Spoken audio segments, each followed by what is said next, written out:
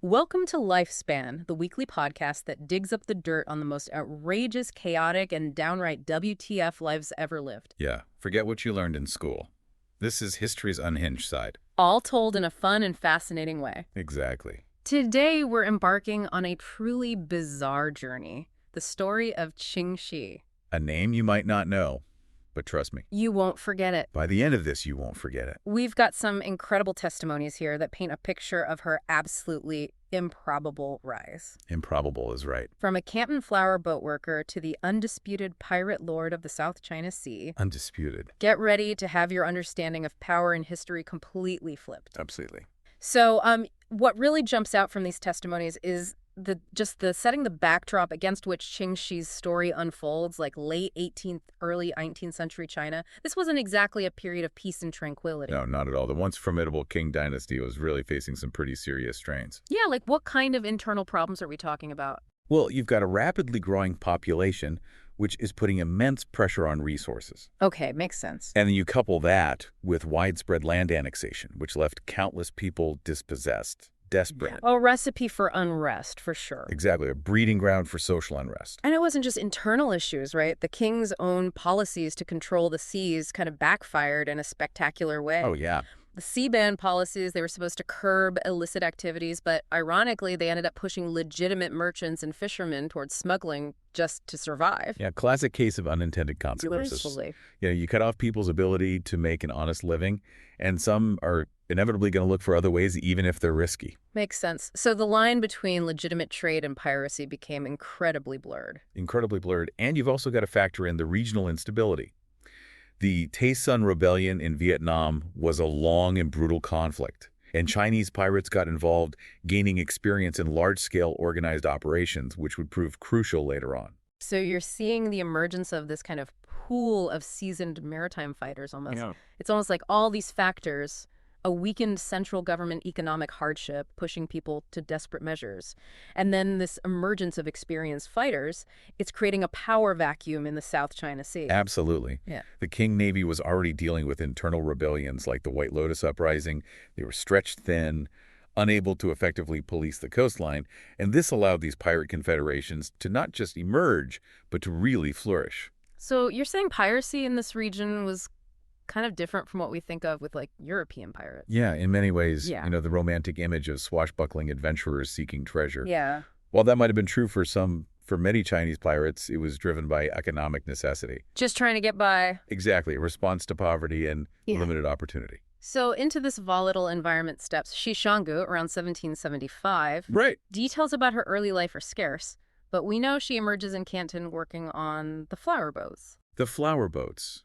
And for listeners who are maybe imagining a leisurely cruise, these were not your typical boats. Not at all. These were essentially high-end floating brothels catering to the elite of Canton society, royal officials, high-ranking military officers, incredibly wealthy merchants. So a very specific and influential clientele. Very much so. And Shi Xianggu clearly wasn't just blending in here.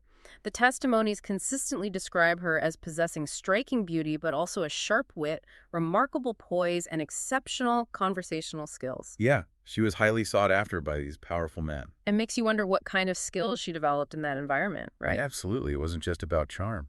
You're suggesting her time on the flower boats was almost like a training ground. Exactly. She was constantly around individuals wielding significant power. She learned how to read people, understand their desires, their vulnerabilities, and navigate complex social dynamics. So she's getting a crash course in negotiation and influence, just in a very unconventional setting. Precisely. And the testimonies strongly imply that this period was instrumental in honing her abilities to assess people, understand their motivations, and ultimately to exert influence. Think about the information she could glean from conversations, the art of subtle persuasion she would have needed. Yeah, it's a very different path to leadership than military command, but just as effective in its own way. Arguably. And that brings us to her encounter with Zheng Yi in 1801, the commander of the Red Flag Fleet. A pivotal moment. And we have a few different versions of how they met. We've got the dramatic abduction scenario, a more traditional courtship, and then the idea that Shi Xianggu proposed marriage herself. Strategically proposed. Strategically proposed, yeah. Regardless of the specifics, one thing is clear: her audacity. Total audacity. Before agreeing to marry him, she makes this incredible demand: an equal partnership. Unheard of. Control over half his earnings, a significant voice in how the fleet operates. What does that tell you about her ambition? It speaks volumes.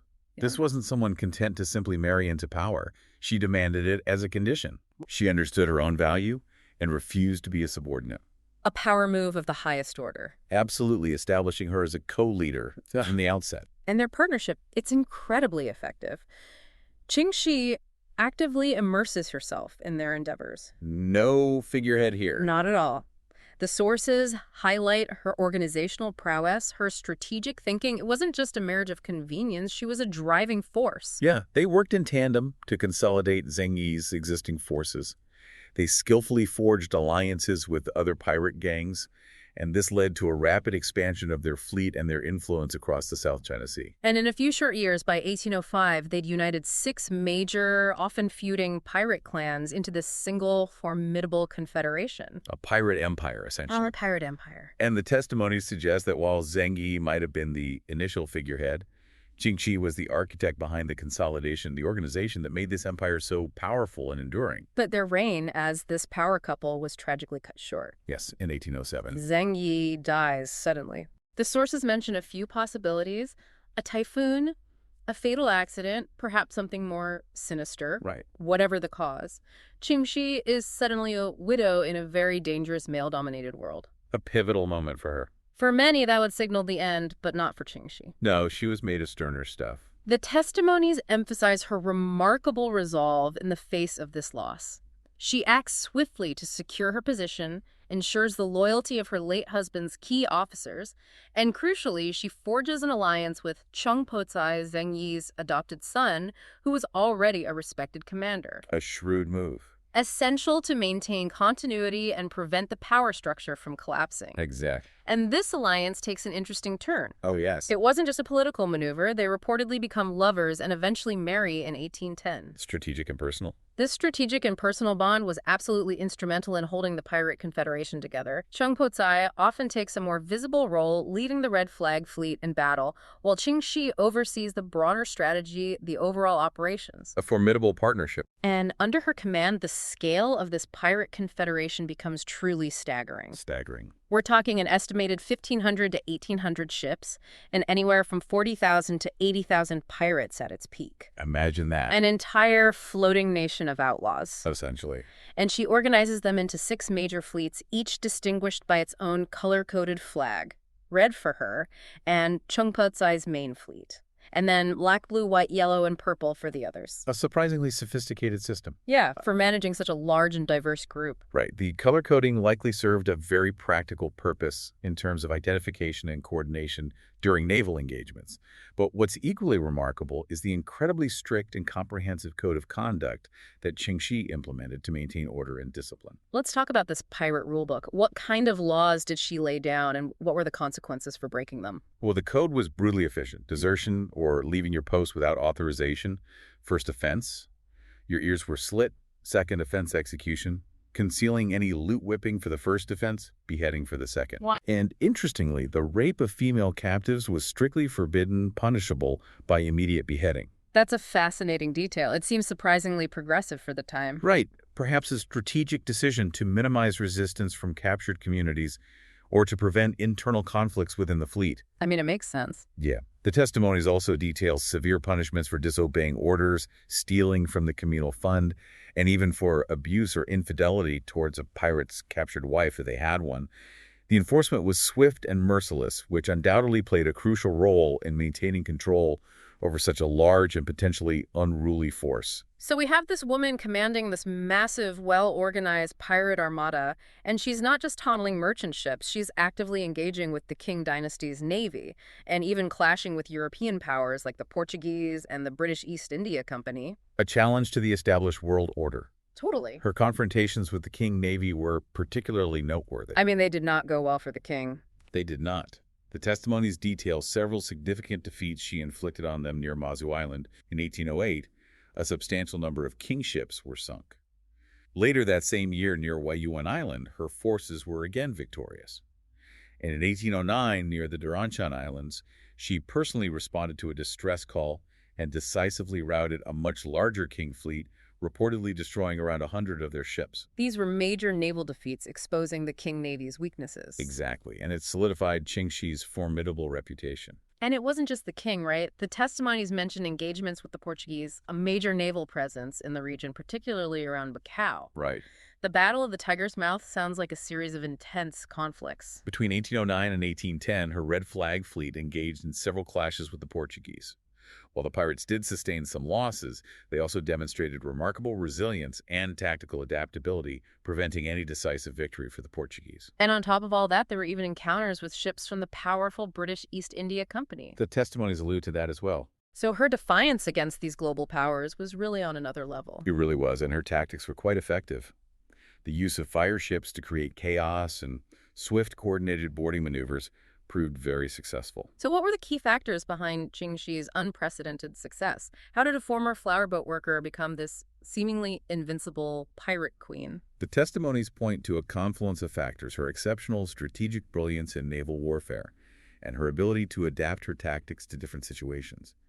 The unwavering enforcement of discipline through that incredibly strict code of conduct, she created a highly effective fighting force, and she fostered a strong sense of loyalty, likely through a combination of respect for her authority and the fear of the consequences of disobedience. It sounds like a very effective management style. And you can't forget her shrewd business acumen and organizational skills, likely honed during her time in Canton, which allowed her to effectively manage the vast wealth and resources of her fleet. And finally, she had a well-defined system for distributing plunder and ensuring the maintenance of her massive operation. It was a potent combination of leadership qualities and strategic thinking. And then perhaps the most surprising part of this bizarre journey, her decision in 1810 to negotiate a pardon with the Qing government at the very height of her power. It was an extraordinarily audacious move. Yeah, recognizing that the political winds might eventually shift against her, she chooses to negotiate from a position of strength. Exactly. The testimonies describe her going unarmed to meet the governor-general in Guangdong, and the terms she secured were astonishing: a full amnesty for herself and the majority of her vast fleet permission to retain their considerable wealth, and even opportunities for many of her former pirates to join the imperial military. Well, unheard of. It's the historical equivalent of a mic drop. And her story doesn't end there. She goes on to marry Cheng Po-tsai and lives out her days in relative peace and prosperity in Canton and Macau, running a successful gambling house and possibly other businesses until her death in 1844. It's a truly remarkable conclusion to an even more remarkable life. Yeah, she wasn't just a successful pirate leader. She was a shrewd negotiator, a survivor who defied all expectations. Absolutely. So why does Ching Shih's story continue to fascinate us? Why are we still talking about this woman centuries later? Well, her gender immediately sets her apart in a historically male-dominated arena. Right, a woman in a man's world, and she thrived? And her dramatic rise from poverty to immense power is a classic underdog narrative, albeit with a very piratical twist. Yeah. The sheer scale and audacity of her exploits defeating imperial navies, negotiating her own surrender, are inherently captivating. It's like something out of a movie. And she's even served as an inspiration for characters in popular culture, like Mistress Ching in Pirates of the Caribbean, which speaks to the enduring appeal of her story. Right, she's gone from a relatively obscure historical figure to a pop culture icon. It's a powerful testament to the impact of her life. So Ching Shih's life transcends the typical pirate narrative. She wasn't just an outlaw, she was a complex and formidable figure who defied societal norms, achieved extraordinary power through her own intelligence and determination, and ultimately shaped her own destiny in a way that was almost unimaginable for a woman of her background. Her story challenges our assumptions about power leadership and the potential for individuals to rise above their circumstances. So Ching Shih's life reminds us that history is full of figures who shatter expectations and seize power in the most unexpected ways. It's a reminder to never underestimate the power of an individual. Her story compels us to reconsider our preconceived notions about leadership authority and the very nature of power itself.